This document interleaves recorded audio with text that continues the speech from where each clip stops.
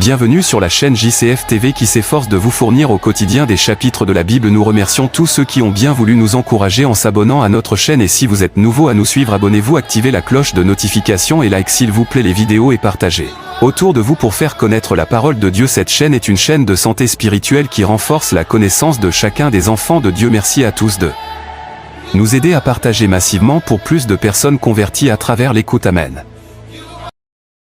Le Lévitique, chapitre 17.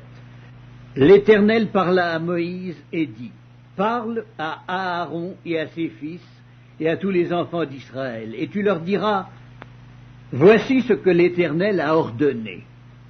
Si un homme de la maison d'Israël égorge dans le camp ou hors du camp un bœuf, un agneau ou une chèvre, et ne l'amène pas à l'entrée de la tente d'assignation pour en faire une offrande à l'Éternel devant le tabernacle de l'Éternel, le sang sera imputé à cet homme. Il a répandu le sang, cet homme-là sera retranché du milieu de son peuple. C'est afin que les enfants d'Israël, au lieu de sacrifier leurs victimes dans les champs, les amènent au sacrificateur devant l'Éternel à l'entrée de la tente d'assignation, et qu'ils les offrent à l'Éternel en sacrifice d'action de grâce. Le sacrificateur en répandra le sang sur l'autel de l'Éternel à l'entrée de la tente d'assignation, et il brûlera la graisse, qui sera d'une agréable odeur à l'Éternel. Ils n'offriront plus leur sacrifice aux boucs avec lesquels ils se prostituent. Ce sera une loi perpétuelle pour eux et pour leurs descendants. Tu leur diras donc: si un homme de la maison d'Israël ou des étrangers qui séjournent au milieu d'eux offre un holocauste ou une victime et ne l'amène pas à l'entrée de la tente d'assignation pour l'offrir en sacrifice à l'Éternel, cet homme-là sera retranché de son peuple.